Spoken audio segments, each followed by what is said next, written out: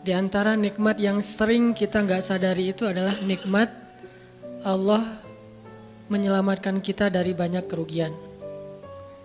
Kalau keuntungan kan kita tahu nih, karena wujud kan. Tapi kalau kerugian, kita seringnya nggak tahu karena tidak berwujud. Kalau berwujud, rugi. Kalau dihindarkan dari kerugian, pasti nggak akan ada wujudnya. Misalnya dihindarkan dari jatuh, berarti kan nggak ada lecetnya ya. Kalau lecet berarti jatuh.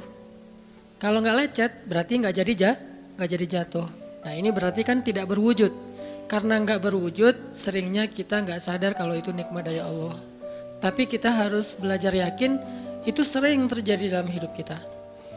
Baik itu lecet fisik ataupun lecet hati. Berat.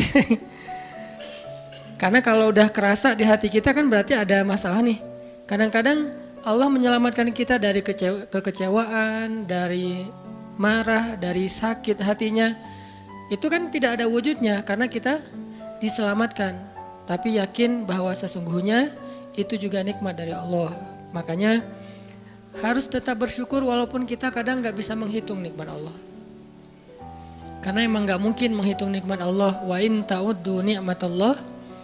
Gak mungkin kita bisa menghitung nikmat Allah. Gampangnya misalnya coba aja, ada nggak kita yang bisa ngitung jumlah tetes air hujan ketika turun hujan? Itu baru satu nikmat ya, hujan doang nih. Bisa nggak ngitung berapa tetes air hujan yang jatuh ketika kita lagi musim hujan? Atau sekali hujan aja nih, setengah jam berapa tetes? Nggak ada yang bisa ngitung. Itu aja nggak sanggup, apalagi nikmat-nikmat yang lebih besar. Nah jadi tetap walaupun kita nggak sadar nikmat Allah apa, tapi kita pakainya bukan cuma dengan logika. Hidup saya kayaknya gini-gini aja logikanya nih. Tapi kalau kita beriman sebetulnya nggak gini-gini aja. Hidup kita tuh harusnya lebih parah dari ini nih. Hidup kita tuh harusnya banyak masalah. Cuman sebagian besar masalah udah Allah hindarkan. Udah Allah selamatkan kita dari masalah-masalah itu. Cuman dikasih sebagian kecil sebagai pengingat buat kita. Kadang-kadang kalau nggak dikasih masalah sama sekali kita suka jauh dari Allah. Karena Allah kangen. Di antara hadis kangennya Allah kepada kita tuh, Allah kalau kangen kepada hambanya dikasih ujian. Hamba yang kayak gimana? Hamba yang kalau nggak dikasih ujian nggak deket sama Allah. Sehingga kalau Allah kangen sama kita, yang nggak deket sama Allah nih, suka lupa sama Allah, Allah kasih kita ujian. Tapi ujian yang dikasih juga ujian yang insya Allah masih ketahan sama kita. Karena Allah gak mau ngasih kita ujian yang mencelakai kita. Kalau itu terjadi namanya bukan ujian, tapi namanya azab. Dan insya Allah orang beriman gak dapat itu. Yang dapat kayak gitu tuh kelasnya udah kelas Firaun, Haman, Korun, Namrud ya. Abu Jahal, Abu Lahab itu kayak gitu tuh. Tapi kalau kelas orang muslim yang udah beriman cuman gak soleh-soleh amat, insya Allah yang dikasih bukan azab, yang dikasih adalah ujian. Kenapa? Allah kangen dengerin curhat kita di sepertiga malam.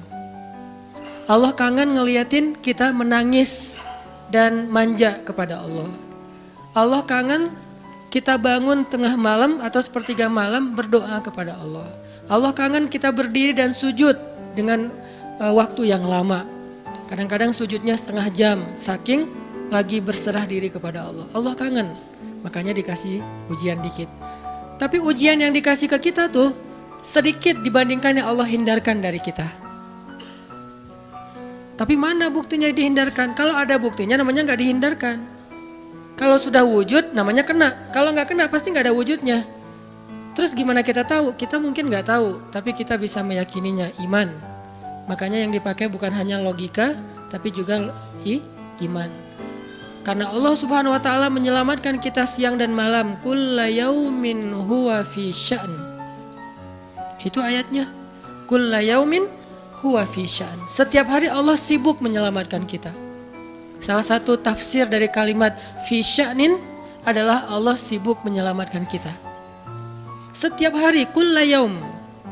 Sibuk menyelamatkan fulan-fulan, sebanyak jumlah manusia, sebanyak itulah yang Allah selamatkan. Bukan cuma mukmin, bahkan orang kafir juga kadang Allah selamatkan. Cuman di dunia, kalau di akhirat beda lagi ceritanya. Kalau di dunia, rahmat Allah semuanya dikasih. Baik kepada mukmin ataupun kepada yang tidak mukmin. Dikasih rahmat Allah di dunia, tapi di akhirat hanya berlaku bagi orang-orang yang beriman. Kenapa orang yang tidak beriman kok dikasih rahmat Allah di dunia?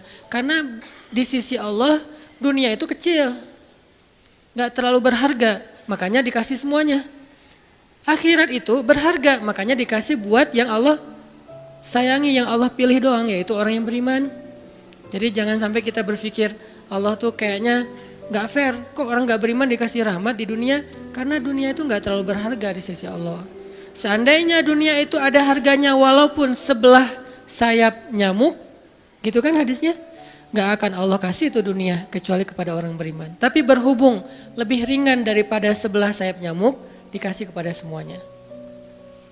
Ibaratnya kalau kita ngasih kayak ngasih lagi jalan gitu ya,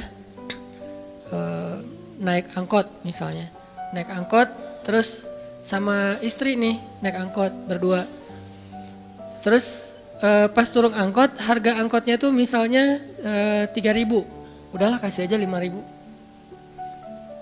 Karena 2.000 yang kita kasih, nggak mungkin istri kita komplain. Kemarin aku minta nggak dikasih, nggak akan mungkin kan? Kenapa? Cuma 2.000. Tapi coba ngasih 100.000. Beda tuh. Karena dia sesuatu yang ringan, maka tidak perlu komplain. 2.000 doang, saya juga dikasih lebih dari itu. Harusnya kita sadar bahwa dunia itu 2.000-an. Dunia itu cuma 2.000-an. Nggak terlalu berharga lah. Walaupun tetap butuh, nggak berharga juga butuh. Sehingga ketika ada orang yang tidak beriman dikasih 2.000-an kayak gini, kita yang beriman jangan sirik. Mending saya nggak beriman kalau kayak gitu. Ternyata nggak beriman juga dapat tuh banyak. Nggak banyak, cuma 2.000-an. Dan kita mah dikasih lebih banyak dari itu. Cuman yang dilihat 2.000-nya, bukan yang ratusan ribunya. Ini artinya teman-teman, yuk kita tetap belajar bersyukur kepada Allah. Walaupun kita nggak sadar nikmat Allah itu apa. Kita nggak bisa ngitung dengan logika kita. La tuhsuha, nggak mungkin bisa dihitung dengan logika. Tapi kita masih punya logika iman. Yang kita yakin, kulla yaumin huwa fi sya'n. Setiap hari itu Allah ngasih nikmat buat kita. Setiap hari itu Allah menyelamatkan kita dari banyak masalah. Setiap hari. Bukan pernah tuh dulu gua nyelamatin lo, enggak. Setiap hari diselamatin. Kita ada orang yang kadang-kadang nyelamatin kita dari satu musibah. Itu kan berjasa dan kita kayak ngingat seumur hidup kan ya.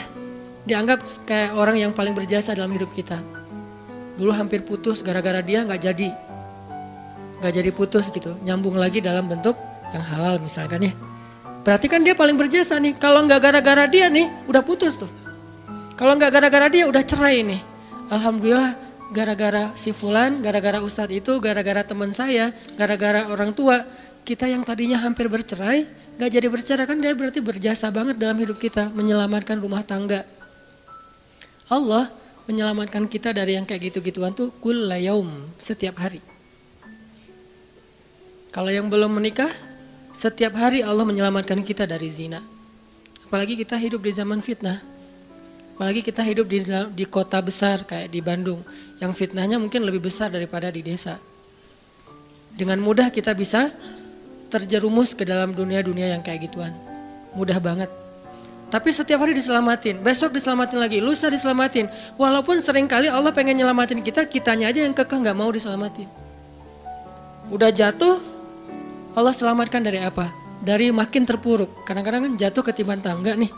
Jatuh doang gak ketiban tangga. Allah selamatkan. Kalau gak diselamatkan 100%, minimal diselamatkan sebagiannya. Supaya kita gak benar-benar hancur. Itu sering.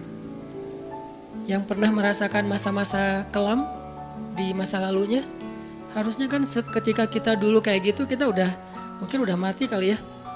Yang sering tawuran misalnya, yang sering tarung di jalan, alasannya alasan sepele gitu. Kayak kemarin saya pas ke Jakarta ada acara di daerah Bintaro tuh, lagi jalan, ada tawuran pelajar, pada bawa golok, bawa samurai, bawa celurit segala macam.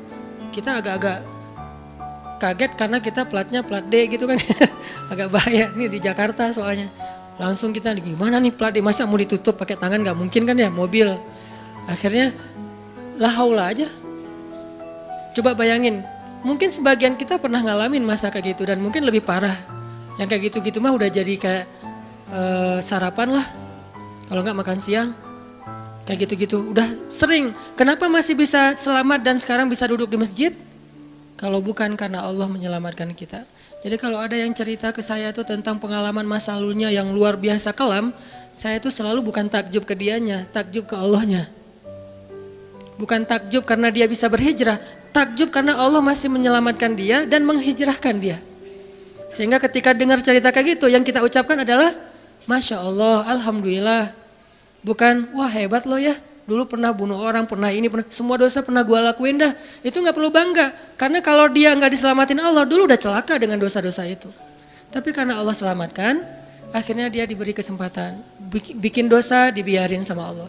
Bikin dosa dibiarin, bukan dibiarin berbuat dosa, dibiarin supaya dia kembali kepada Allah. Dikasih kesempatan. Dan itu gak sehari, bertahun-tahun kan kita kayak gitu. Masih aja Allah biarin, masih Allah kasih kesempatan. Ini artinya teman-teman, benar kulla yaumin huwa fi sya'an. Setiap hari itu Allah selalu jagain kita. Setiap hari itu Allah selalu nyelamatin kita dari banyak masalah. Kalau yang udah nikah, mungkin di hari-hari pertama atau tahun-tahun pertama nih pengalaman pernikahan ya. Ya nggak apa-apa deh. Sedikit lah ya, saya emang nggak terlalu berpengalaman. Ada yang lebih berpengalaman dari saya lah ya. Ada sedikit pengalaman. Biasanya orang yang baru nikah ujiannya itu 3 tahun pertama. Kalau dia bisa ngelewatin masa 3 tahun pertama, insya Allah agak lebih mudah ke depannya. 3 tahun pertama ini paling berat. Apalagi kalau dia nikahnya, alhamdulillah gak pacaran.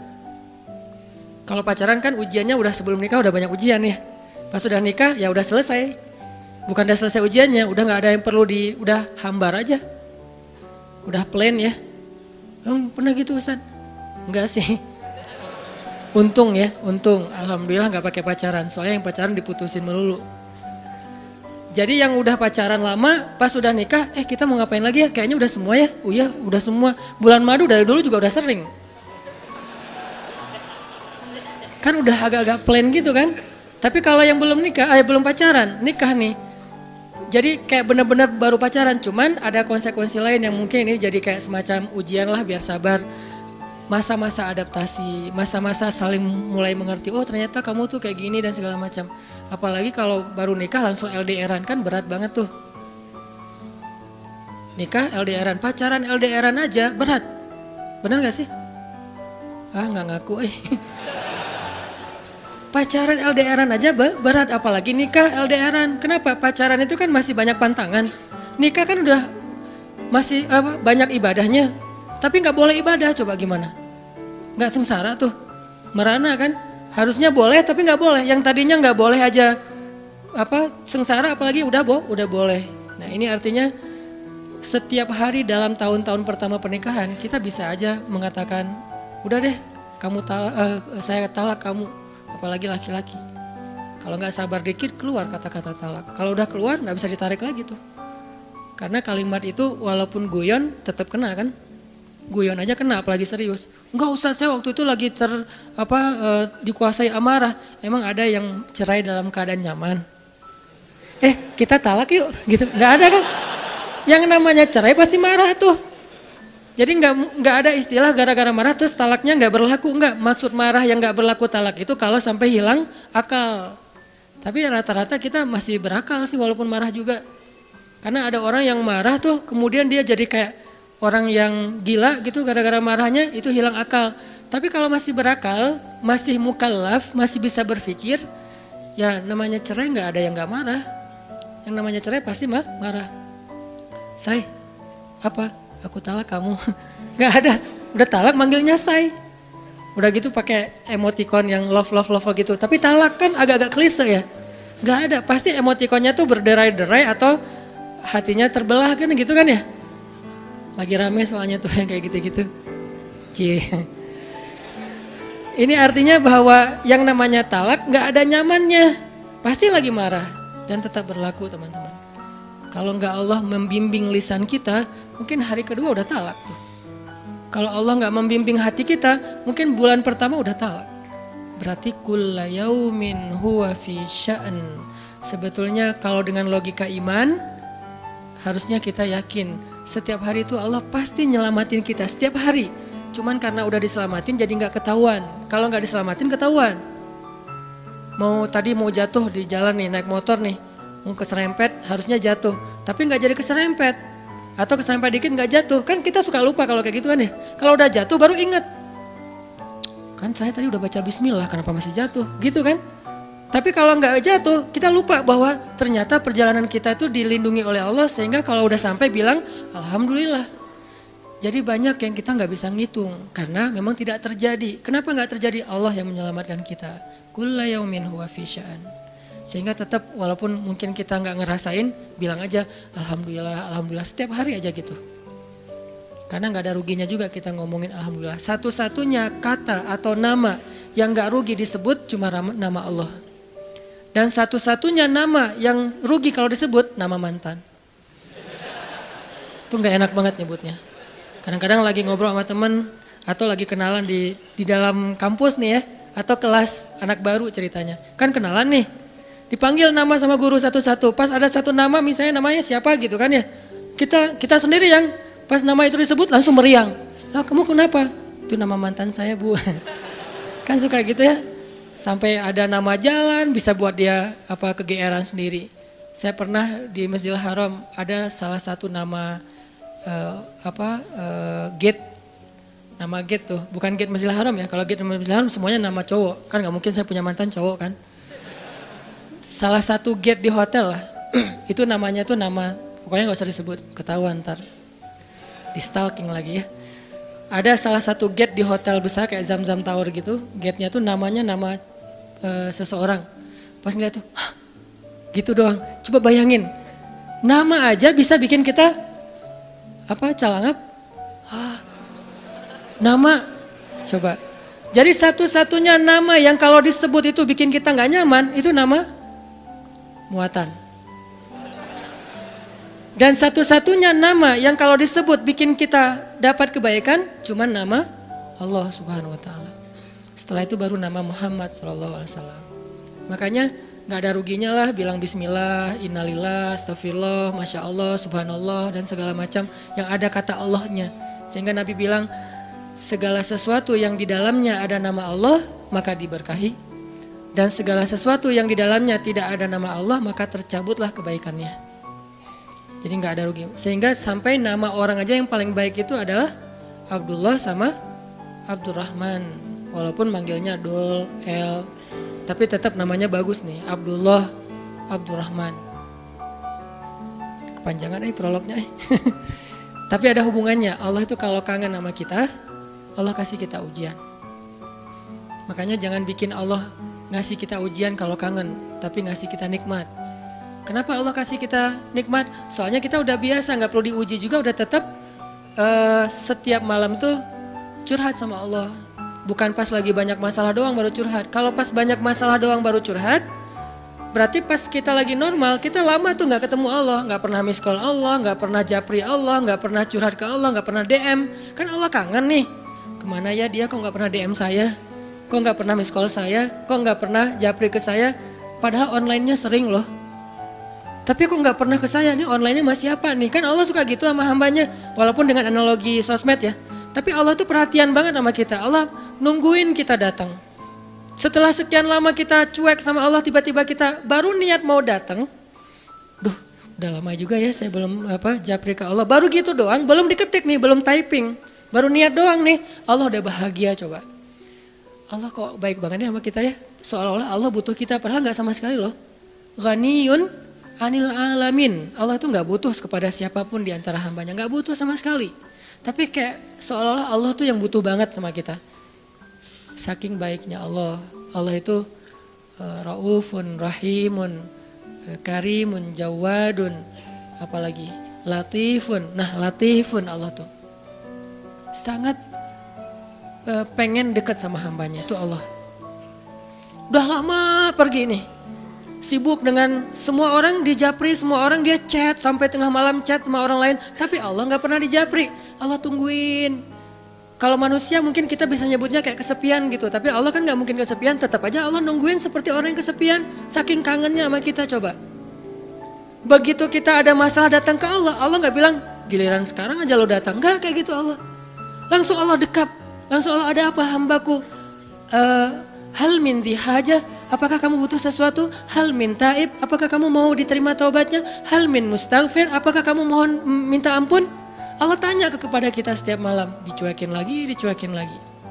Datang Allah ke langit dunia. Harusnya kan Allah suruh aja malaikat ya. Malaikat kasih tahu ke dia supaya berdoa. Enggak, Allah yang langsung turun. Ibaratnya Allah yang ngejapri kita. Enggak dirit juga. Setiap malam japri, setiap malam enggak dirit. Padahal online-nya, lasinnya tuh per setiap jam bahkan setiap menit dia online terus.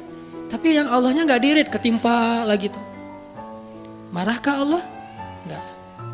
Kalau Allah marah, pasti kita udah celaka dari dulu juga. Karena kalau Allah udah marah, maka perhatikanlah kaum-kaum sebelum kalian, kata Allah. Perhatikanlah kaum-kaum sebelum kalian, Ad, Samud, atau tokoh-tokoh sebelum kalian, Firaun, Haman, Namrud, dan seterusnya. Perhatikan kalau Allah udah marah nih. Berarti Allah belum marah sama kita. Tapi jangan sampai batasan waktu yang Allah buat itu kita lewatin, itu bahaya. Karena kalau Allah sudah menentukan waktunya, nggak bisa ditolak lagi sama kita.